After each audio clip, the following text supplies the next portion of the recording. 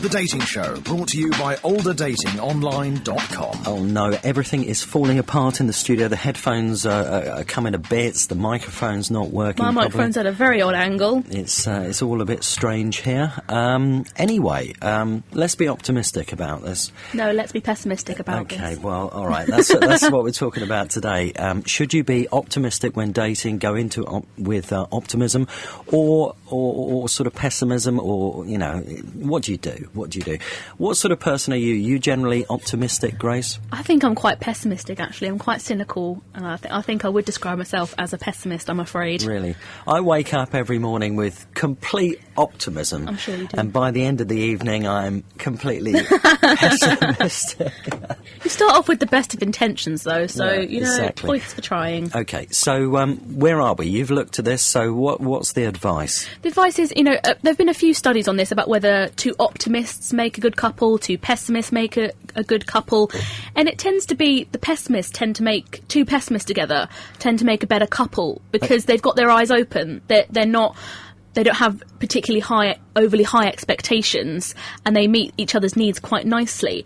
That's not to say that you shouldn't be optimistic, though, because, if you put down everything about your partner, they're not going to like you anymore. Yeah. So you should probably do a bit of both. But one particular study showed that to be overly optimistic in a new relationship or even a new marriage is almost setting yourself up to fail, because you overlook flaws in your partner for so long that eventually they're going to start getting to you. So my advice would be, do a bit of both. Be a bit be cautious, but look on the bright side. I mean, I think that's right. You've got to surely be a bit optimistic when you go into online dating because it's positive, and you've got to be a bit sort of careful. I think already, if you've signed up for online dating, you are seeing the optimism already, because a lot of people wouldn't bother to sign up to online dating at all because they wouldn't think they would meet anyone. So I think you're already being optimistic by signing up for a dating service, which is a really good step forward. And actually, what do you think's more attractive? Being, somebody who's optimistic or somebody who's pessimistic? I would say it's got to be optimistic, isn't it? I don't know. Someone that just sees the good in everything. I'm like, what is wrong with you? Yeah. Okay. I don't know. That's just me personally. Again, it depends. It's a huge spectrum. If they're so negative about everything, that's horrible to be around.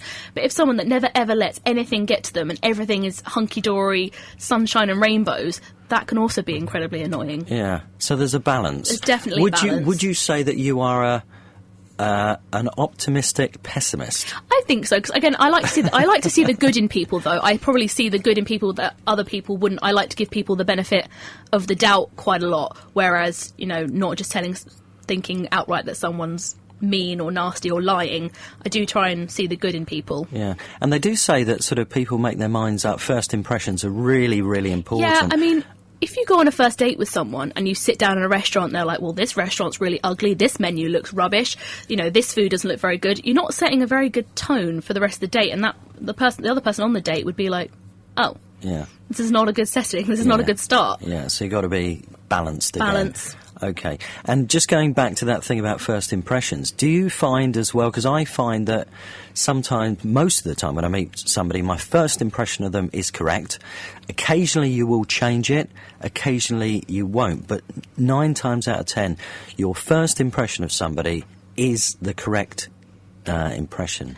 I think so. I tend to, the first impression I get of someone tends to be correct. Again, you have to be open to changing your mind. You won't ever change your mind if you're determined that you're always right, if that makes sense. Yeah. Okay.